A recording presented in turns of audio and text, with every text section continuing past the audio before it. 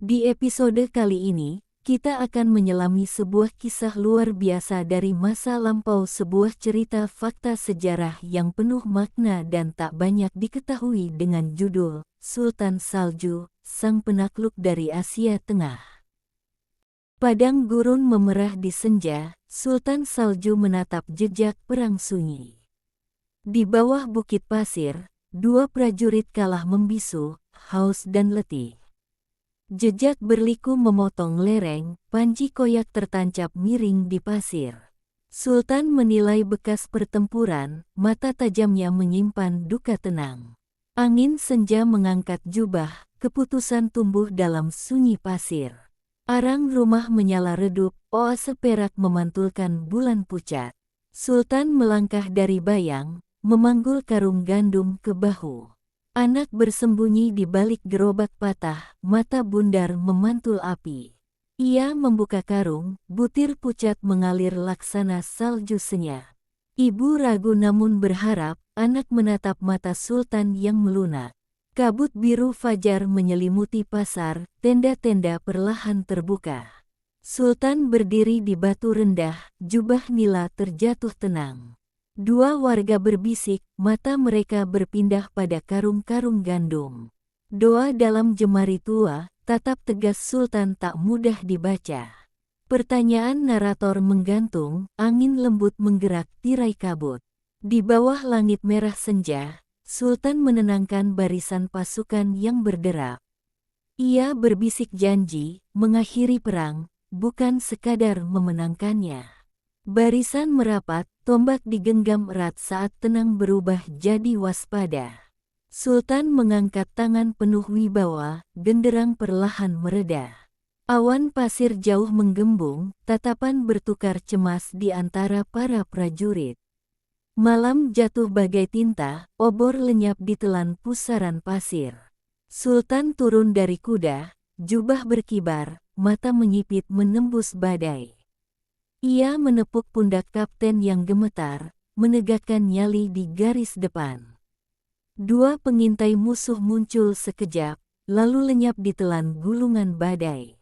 Anak panah berdesir, barisan depan goyah di bawah amukan pasir. Sultan menanam kaki lebar, pedang terangkat, menahan diri dari serbuan ceroboh. Fajar menyaring debu, padang pasir berkilau pucat dalam hening rapuh. Sultan maju ke tengah, mata menunduk, bilah diputar menghadap bumi. Ia berlutut, telapak terbuka, doa lirih memohon pasir tak lagi meneguk darah. Dua jawara musuh tertegun, tombak mereka goyah, napas tertahan. Di belakangnya, dua warga desa terisak, seruan perang mereda jadi takzim. Suara tanduk dari perbukitan memecah hening, Sultan menatap langit menerima harga damai. Gerimis tajam menyiram dinding obor saat gerbang istana menganga. Pasukan musuh menerobos halaman, Sultan Salju menatap tegar dari serambi. Penjaga gerbang terpeleset, semburan air memercik saat kunci terakhir terlepas. Sultan mengangkat dagu, air hujan menetes dari jubah indigo di tepi serambi. Derap kuda memecah genangan, panji lembab menyeret seperti bayang-bayang patah.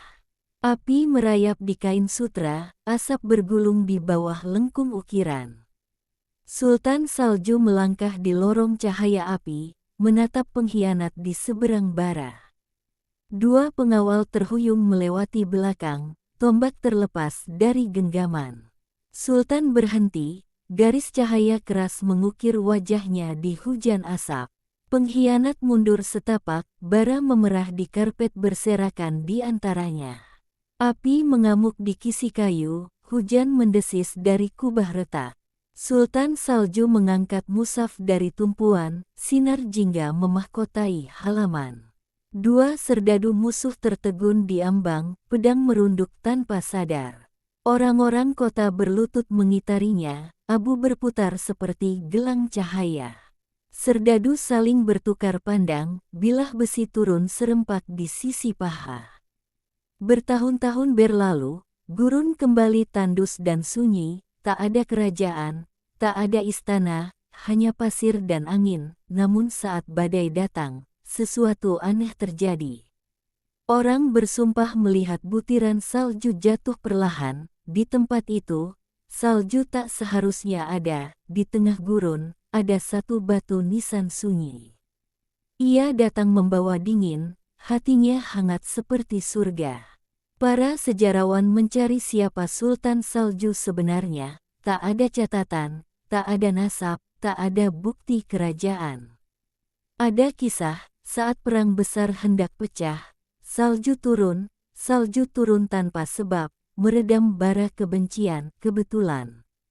Atau Sultan Salju belum benar-benar pergi.